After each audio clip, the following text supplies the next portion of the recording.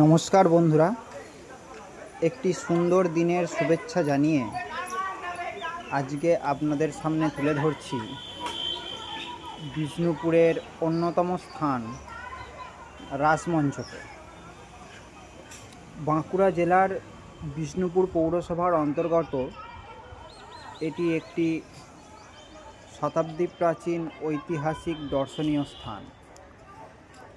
এই স্থানের প্রবেশ মূল্য 25 টাকা মাথাপিছু। বিষ্ণুপুর রেল স্টেশন এবং বিষ্ণুপুর বাসস্ট্যান্ড থেকে আপনারা অটো টোটোয় খুব সহজেই এই স্থানে আসতে পারবেন